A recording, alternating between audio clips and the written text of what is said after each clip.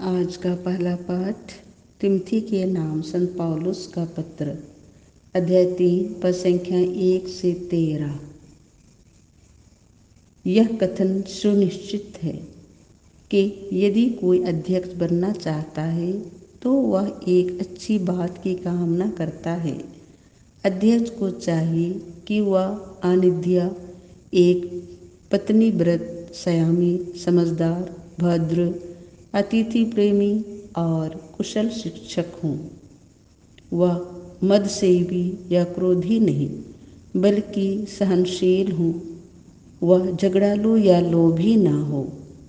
वह अपने घर का अच्छा प्रबंध करे और गंभीरतापूर्वक अपने बच्चों को अनुशासन में रखे।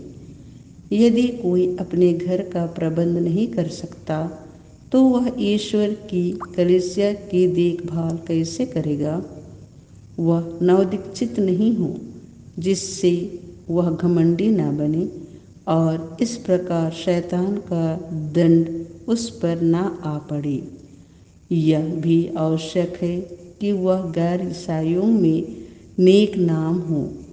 कहीं ऐसा ना हो कि वह चर्चा का विषय बने और शैतान के फंदे में पड़ जाएं। इसी तरह धर्म सेवक गंभीर तथा निष्कपट हों। वे ना तो मदसेवी हों और न लोभी।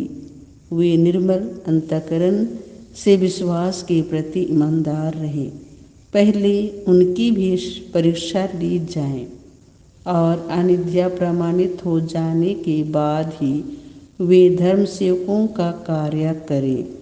उनकी पत्नियां चुगलखोर नहीं बल्कि गंभीर, संयमी और सब बातों में विश्वसनीय हों।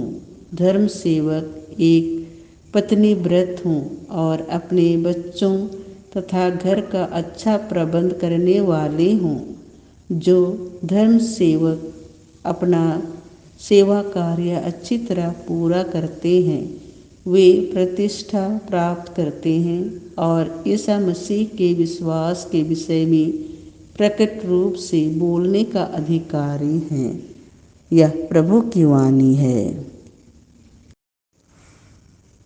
संत लूकास के अनुसार पवित्र सुसमाचार अध्याय 7 पद संख्या 11 से 17। ईसा नाइन नगर गए। उनके साथ उनके शिष्य और एक विशाल जन समूह भी चल रहा था। जब वे नगर के फाटक के निकट पहुँचे तो लोग एक मुर्दे को बाहर ले जा रहे थे। वह अपनी माँ का इकलौता बेटा था और वह विधवा थी। नगर के बहुत से लोग उनके साथ थे। माँ को देखकर प्रभु को उस पर तरस हो आया और उन्होंने उससे कहा, मत रो। और पास आकर उन्होंने अर्थी का स्पर्श किया। इस पर ढोने वाले रुक गए। ईसा ने कहा, युवक, मैं तुमसे कहता हूँ, उठो। मुर्दा उठ बैठा और बोलने लगा।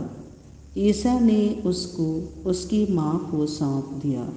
सब लोग विस्मित हो गए और यह कहते हुए ईश्वर की महिमा करते रहे, हमारे बीच महान नबी उत्पन्न हुए हैं और ईश्वर ने अपनी प्रजा की सुध ली है। ईसा के विषय में यह बात सारी यहूदिया और आसपास के समस्त प्रदेश में फैल गई। यह प्रभु का सुसमाचार है।